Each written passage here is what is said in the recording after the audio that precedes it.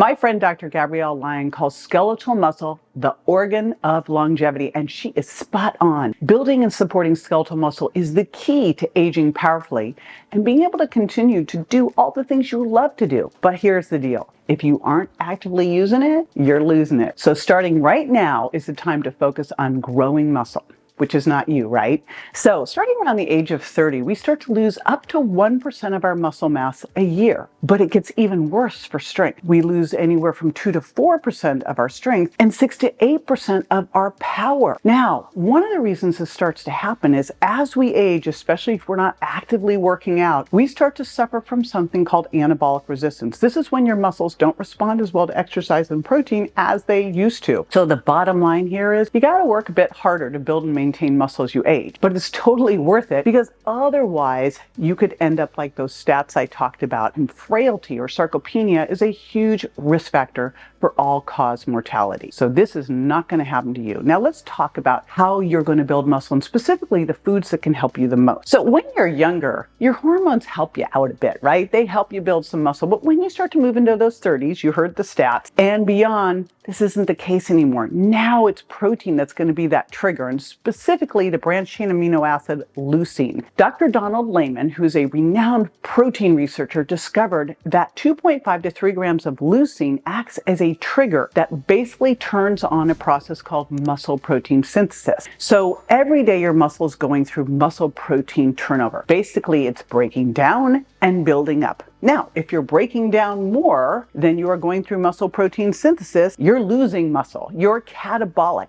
You want to make sure you're building up more than you're breaking down, right? And how do you do that? Leucine and resistance training. You're going to need both of those. So good dietary protein with the right amounts of leucine plus resistance training equals stimulating muscle growth. And remember, you got to have the resistance training. I know we're going to be talking food, but you can't just eat the right food and sit on the couch and build muscle. Regular resistance training is mission critical to stimulate muscle growth. It's going to complement your protein intake because it creates a demand for amino acids to repair and build muscle tissue. Now, in order to build muscle, you got to do more than what your body's used to. You got to stress the body beyond what it's used to. Remember, it's progressive. So the body has to adapt, and you need to have the right fuel to provide the muscles with those building blocks that it needs then to repair and rebuild. So first, before we get into those specific foods, let's talk about how much protein that really is. Now, I created a free protein calculator at jjvirgin.com/7day, so 7 day. And you'll also get a free 7-day challenge so you can see how easy it is to up your protein intake. And I always tell people, eat protein first. That way you make sure you get in what you need.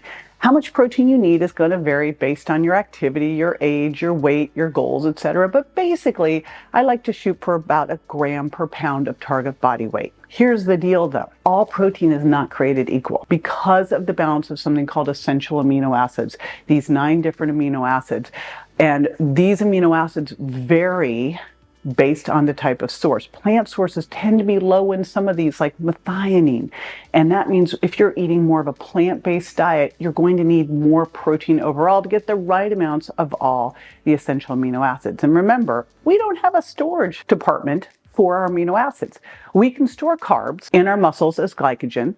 We can store fat. I don't even have to explain that.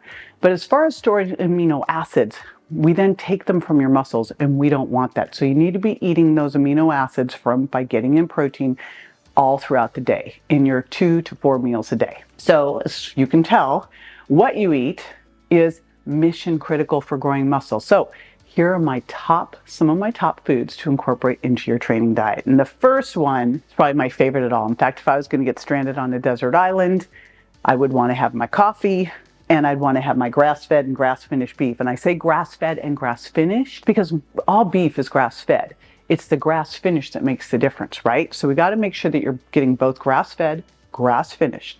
Now, when you are eating grass-fed, grass-finished beef, it's going to be lower in fat than regular beef is, although I still say go for the leaner cuts.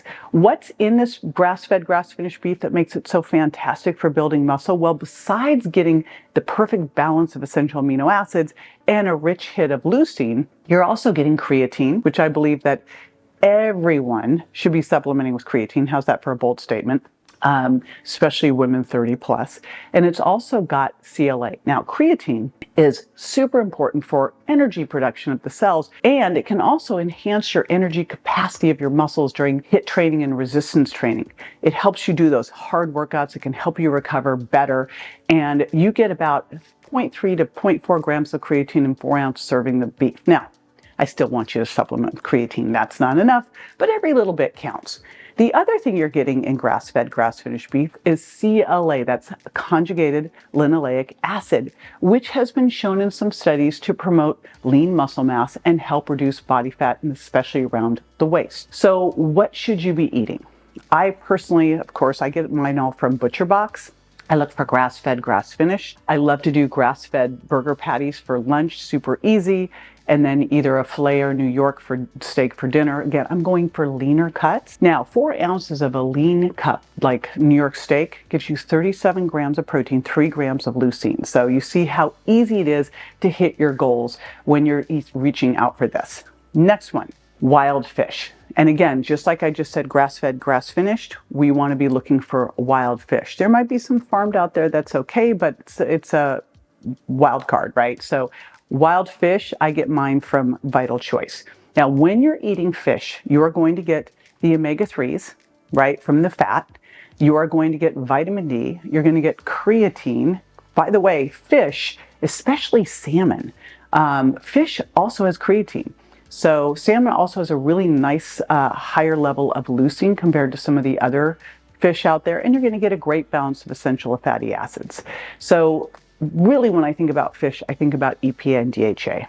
And there's a lot of buzz right now about EPA and DHA potentially supporting muscle growth.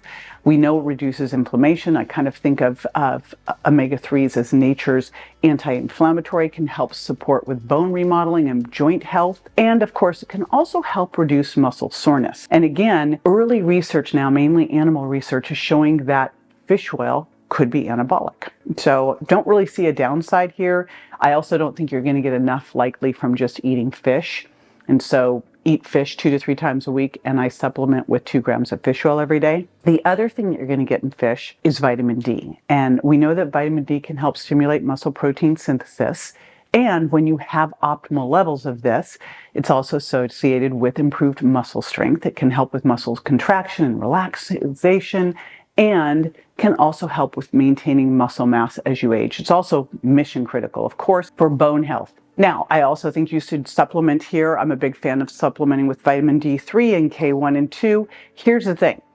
You are going to want to test your vitamin D levels, a 25 hydroxy vitamin D, and you're going to optimize between 50 and 80 NGs per ml. And if you live in a seasonal area, you may need to vary your vitamin D intake throughout the seasons, right? Because you're going to get some from the sun. I live in Florida, so for me, I don't really need to vary it because it's constant. Now, next up here, how would we dose this? So what I would look at for eating fish is, again, you want to go wild. I get mine from Vital Choice. I tend to pretty much stick with salmon, halibut, and sea bass. I especially like salmon because it's got this antioxidant astaxanthin. Remember, when you're working out, you're creating some oxidative stress. So antioxidants can be super helpful there. But just 5 ounces of wild salmon give you 36 grams of protein and 2.7 grams of leucine. So easy way to hit your targets there. Now, next up, this is just such an easy go-to, is pastured chicken.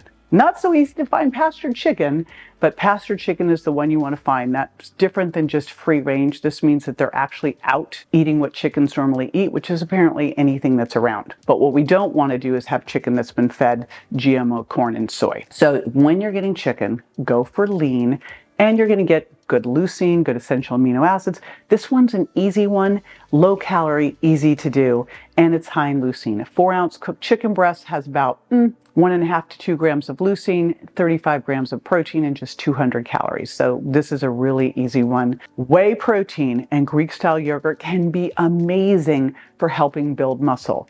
They are going to give you great leucine. They're going to give you great balance of essential amino acids. They are fast digesting, quickly absorbed. However, again, remember, you do not want to do that if you've got issues with dairy. Now, When I do this, I tend to do either, I like to rotate these in if I'm doing them. I can get intolerant to dairy if I'm not careful with it. And I tend to go fat-free and then add in some other more controlled healthy fats. That really depends on your macros and what you're looking to do. The nice things you're also getting with dairy is some vitamin D and some calcium. So that's also going to help support good bone health. You got to make sure you're doing pastured eggs and pastured egg whites. Now, I'm including eggs and egg whites for a reason.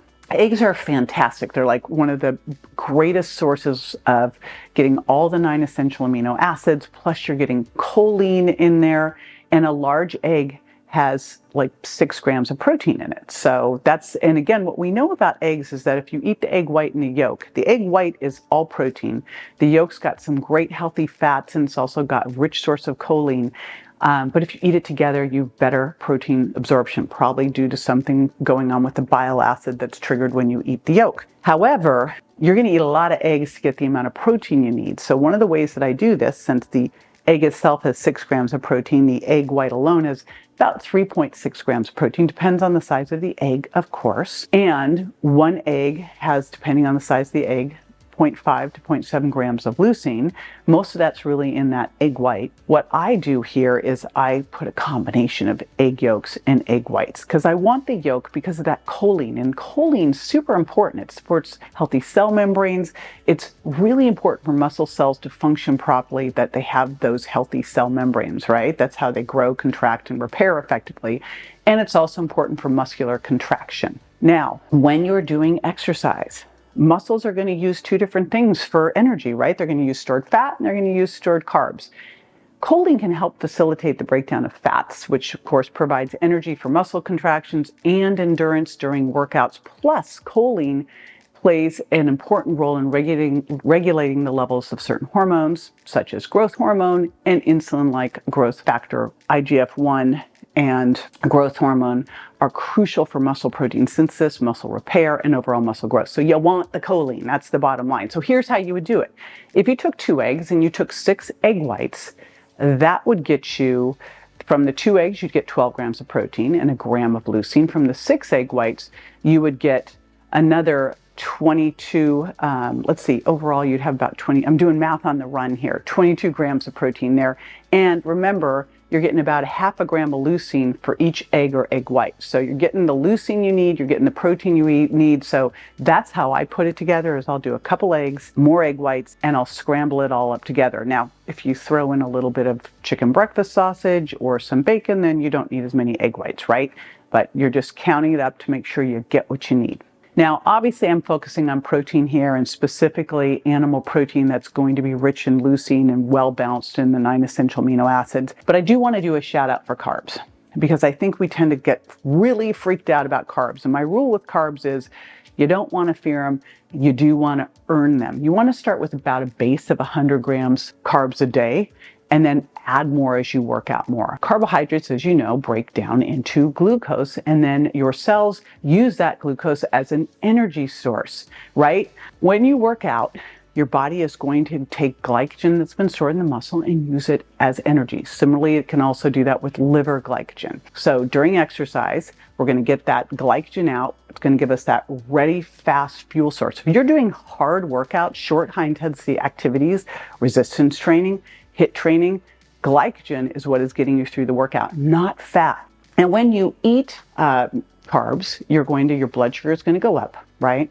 That's going to make your insulin get released from the pancreas. This is critical. I think we've gotten really freaked out about insulin, but insulin should come up and come down, right? Because when insulin comes up, it's going to help promote muscle growth. Insulin helps facilitate the uptake of amino acids, and you remember, these are the building blocks of protein, into the muscle cells, which is going to help support muscle recovery and growth. Insulin also helps block muscle breakdown, so it's going to help preserve the muscle tissue you already have. So think of carbs as providing that quick fuel for the workouts, and the insulin response with the meals helps with amino acid uptake. Now, speaking of workouts, if you're not sure where to get started on your strength training, I've got you covered. The next video is going to walk you through my resistance training plan designed for women like you, that's going to help you feel better fast and get fit as quickly as possible. It's work, It's going to take time, but I'm going to try to help shortcut as much as possible. I've got a free download that's going to help you set up your home gym and tell you exactly what you need to do during your workout.